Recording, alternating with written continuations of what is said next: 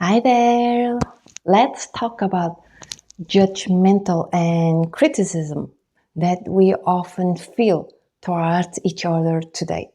Because this is a very important topic that I think that if more people know about this, the world can actually be a better, fluffier place where we don't actually be so harsh with each other with all these harsh energies. So, what I can tell you about how not to be judgmental with other people, because it is a journey for me, at least, to learn about why we are judgmental to other people and what actually helps us to not be judgmental. Because, everyone we know that, oh, it's bad to be judgmental, it's all this. But then in our minds, often what happens is that when we see something, some people doing certain things, etc., our mind will automatically often say something inside of us that is judgmental, that, oh, that person, they are such, my God, they are doing these things, they should be ashamed, etc. And I want you to, even if you have this kind of mental voice, inner voice, I want you to pause for a moment and just let it be, okay? Because it is something that is so ingrained in our mental patterns nowadays that it is not necessarily from our hearts, but our minds, our synapses, our brain is often so wired to be so used to this pattern that simply it is what it is, okay? So it is not because you're a bad person or you might really want to judge the person, but simply because your brain is so used to these dynamics. Because maybe when you grow up, you saw this dynamic a lot, or maybe at some point you really felt that, there are certain things that triggered you and then you judge other people. But it is what it is. And I'm telling you that there are ways that can help you to eventually rewire your brain to not have this kind of thoughts so often or anymore. But what happens is that, for example, for me, how I learned to actually drop my judgmental side, that although even if it still comes up from time to time, what helped me to really not feel this judgmental, critical feeling towards others as much is that I gradually, as I have been on this journey of personal development, spirituality, as I understood the nature of suffering of human condition, then I began to feel more compassionate for myself and for others. So it all began when I started to do Vipassana meditation. So Vipassana meditation, for those who don't know, is a form of meditation where you are really, you're sitting still with your eyes closed, and then you are really scanning inside your body, like what are the sensations that you might be feeling. For example, I might try to see, okay, what am I feeling here on my head, on my ears, on my face, and then on my shoulders. Ooh, I feel actually tension here, and then, oh, my back actually hurts and all. So what this meditation helped me is to understand what is actually really going on within my body. Because what happens is that we are so numb often of how we are feeling, and we are often here in our minds all the time, operating from our minds, that we are not really aware of how we are truly feeling and the sensations which are actually the translation of emotions that we are really feeling. So, for example, when we are often in stressful situations, for example, in our day jobs, we might become numb, really indifferent to this stress, but then our body is still feeling it. So we might be tensed up in our shoulders, in our neck, in our back, and then in the long term it really accumulates. And that's why we have all these, diseases, like all this chronic pain and etc., because we are actually accumulating it. But because we become numb about it, because we are encountering this daily, then we really disconnect. We lose awareness of what we are feeling. But then, you see, this is stress is one of them. But imagine that people are going through situations, relationships, where they are constantly not feeling heard, not feeling seen. And all this, they accumulate all this bitterness, all this, sadness, all this pain, really emotional pain. But then they just go through life numb, but bitter. Then when you understand all this, and it became so much more clear to me as I learned Vipassana meditation, and I realized what I really carry inside of myself, what I'm really feeling inside of myself. Then I began to notice, okay, these people, they are actually in pain. Like my relatives, my friends, my lovers, they are actually carrying also so much pain within them. And as I understood the nature of suffering, as I understood the nature of pain, the nature of trauma, like why they are feeling like this, why they are living life like this, and etc., etc., then the compassion for myself and for others, that's when it begins to grow. So now I understand, okay, I am, doing these things, sabotaging the relationships, etc., because of this, and this. And these are the things that I have been feeling chronically, all this pain, all this tension, all this sadness, all this grief that I carry in my lungs, in my heart. And then when others come to me and I could see it much more clear, like why are they so bitter? Why are they so selfish? Like many people, we hear, oh, they are just narcissists, they just care about themselves. But no, like many people, they don't have ill intentions. They are not psychopaths.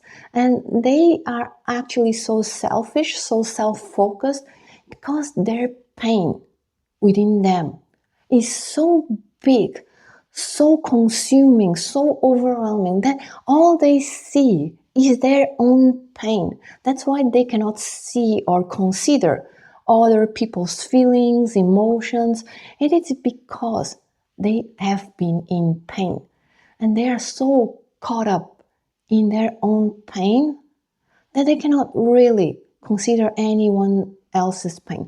And when you ask them to, hey, you have to consider my needs, consider my pain as well, because they are already bitter with all my pain, no one considers my pain. So when you are asking them to, notice your pain, notice your feelings, they will feel even more bitter, more resentful, because no one cared for me, no one saw my pain. Why should I see your pain? Why should I consider your pain? All this. So all this journey, all this understanding, all this really helped me to be less and less judgmental, because now I see clearer that the other person is just me, a fellow human, in another context. And this was a famous quote. I don't know who said it, but this is a quote that, the other person is just another human being. It's just us, but in another situation. So if I am to be in his situation with his biological makeup, with his life experience, traumas, etc., I might act exactly the way they act. I might feel exactly the way they feel. It's just circumstances that have shaped this person. And of course, you can say free will, etc., etc. But you know, when you are often stressed, when you are often triggered with so much pain and all, so that your stress threshold is already lowered, so that your pain tolerance, all of this is already lowered, you will naturally become someone that is less patient. You will naturally become someone who doesn't really have the bandwidth to care for other people, etc., etc. So this really is what helped me to, naturally feel less and less judgmental of others. And you see, I can still go there because sometimes my mind is so used to this pattern. Because we see it everywhere. Just go to the internet, to the comment section of different videos, and you'll see that people might, throw in their 2 cents of judgment. Like especially parenting, family matters, or, matters involving animals, children, or relationships. People will start to be judgmental because they are also showing their pain. Because maybe something really triggered them. Maybe seeing animals or children mistreated kind of reminded their harsh childhood. So then they throw in, oh, you are such bad parents, bad pet owners, etc., etc. So when you are used to it, your brain might, all this information, these patterns are wired together so that your brain, oh, okay, maybe this is the response to fire. And then your brain just fires a judgment. But it doesn't mean that it is really from your heart, this thought, okay? So what happens is that sometimes I have these thoughts. For example, if I saw, let's say, a parent that is raising their voice to a kid, then I might like in my mind, oh, this is a bad parent. But then, of course, I have the time to catch myself. But you know what? Maybe this parent is too tired. She has like a stressful day job and then all the groceries and all the things. So she might have really tried hard to be there for the kid, but at the end of the day might be already hard. And maybe she would be already beating herself up within herself. Because, many parents, they do this. They snap, like, stop. And then they feel really guilty about it. And then they cry in their corners that, oh, I shouldn't have yelled to my kid and now I traumatized them, etc., etc. And then when I think about all this and I realize all this, it is almost inevitable that you will have some form of compassion or, just not judge anymore, at least be neutral about it because it is what it is. Many people, they reach to these places because it is what it is. And they might not be aware, they might not be having help and etc. And I can tell you, you can say, oh, but why don't they read a book? Why don't they take an online course or go personal development, therapy, etc., etc.? Until years ago, like before my divorce, I saw therapy as something like for serious cases, like some people who are really troubled by serious mental illnesses, so that there is a taboo about it almost. And then I had this story that many people have about, oh, I don't, read books are for fancy people, like books are so troublesome, etc., etc. And then I never really even heard about personal development, digital courses, etc., etc. So it is really such a blessing for those who have the awareness and encounter personal development, spirituality, can do the inner work and have guides and etc.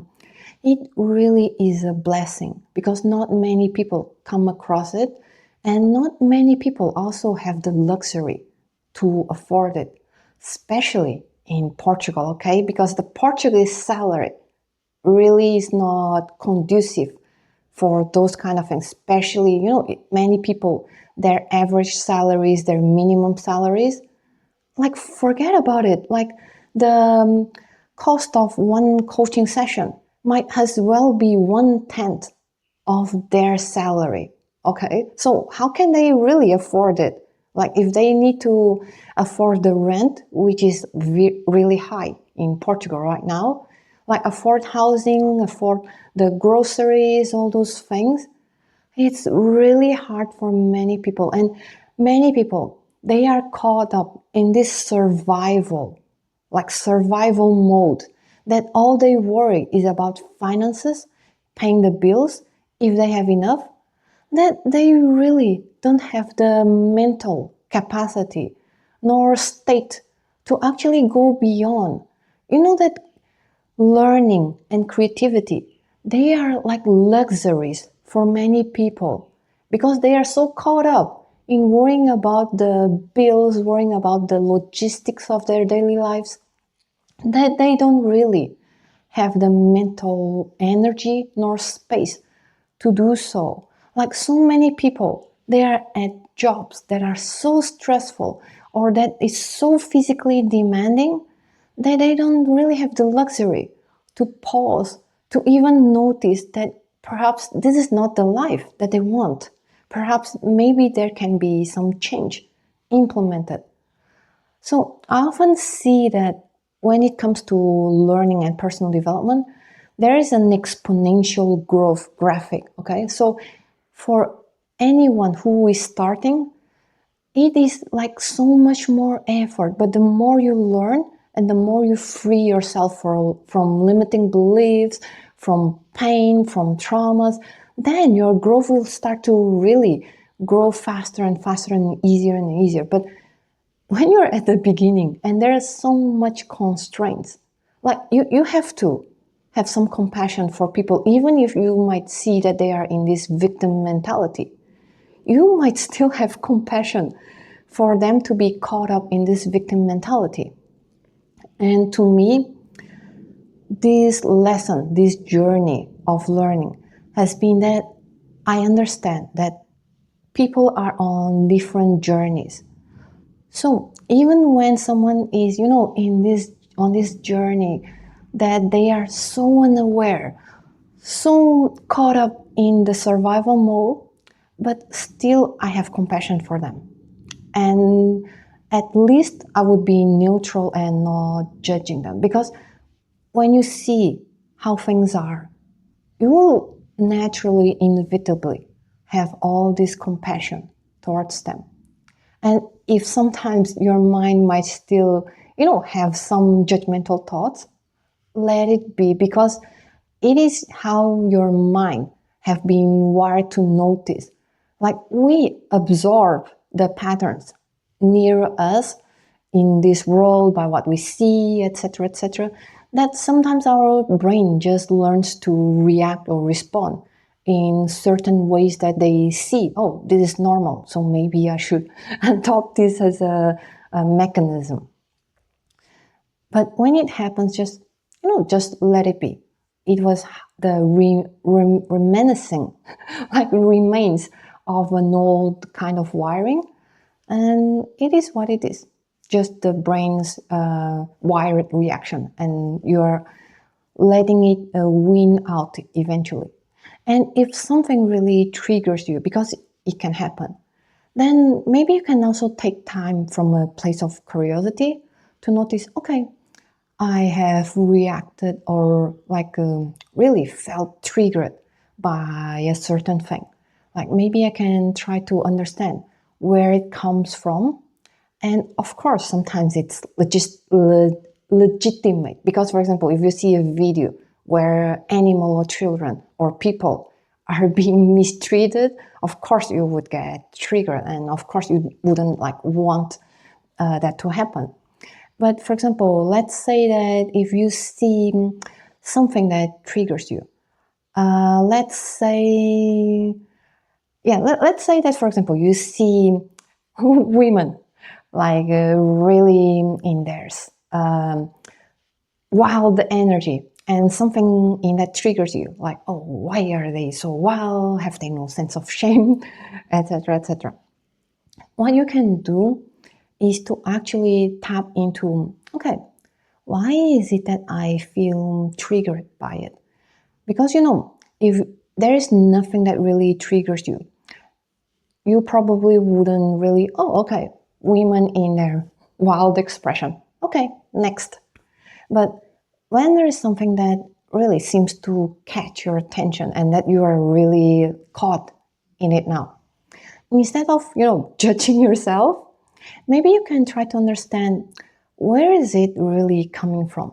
Like, maybe I learned to, be judgmental towards women who are wild because I grew up in an environment where wild women are not really something good, and that society really represses this kind of wildness in women. They criticize it. So now I have incorporated this.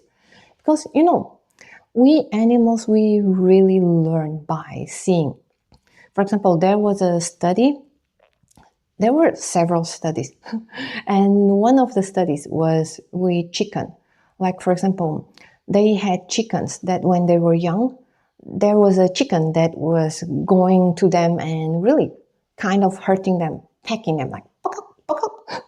And then these chickens, when they grew up, they began to do the same without any apparent reason to other chickens. And then there are also another study, I think it was with monkeys, so that there is a ladder maybe, that every time a monkey goes up, then to get a banana, I don't know, something. But then this monkey gets, I don't know, zapped or something like this. I don't remember, okay? And then when this monkey finally gave up, and then there are more monkeys that happens with this pattern, next time when another monkey goes up to get the banana and this monkey doesn't know what would happen, other monkeys who were up, they would go there and, hit this monkey and like, no, don't get the banana, kind of like. And this is to say that we humans, we learn. Sometimes we don't even know why we react or respond in certain ways, but it might be just an ingrained pattern that we learn. So maybe we are used to hearing judgments, criticism of women who are in their wild expression.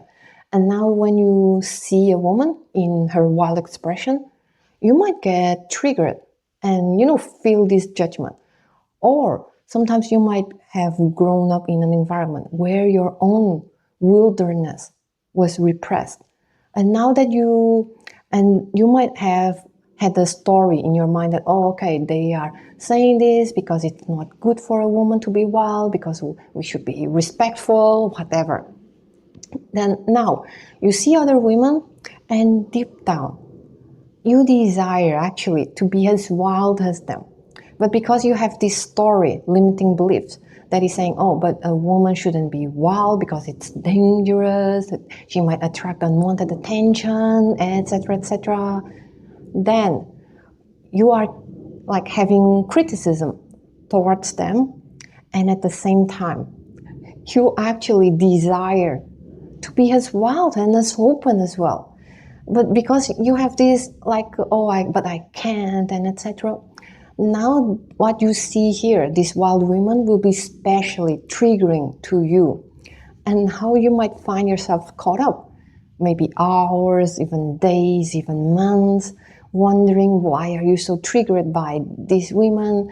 Or if you are not aware enough, you might feel that your judgmental criticism is justified, but deep down something just doesn't really feel good. So I hope that this video can really help you understand a little bit more of, how can I be less judgmental, or how can people be less judgmental without actually, just, oh, I shouldn't be judgmental and etc., but actually come from an embodied place that you feel true compassion towards yourself and others. So I hope that this really is helpful, so that this can contribute to really a fluffier world, a nicer world, so that everyone can, relax and open a bit more, and take a deep breath and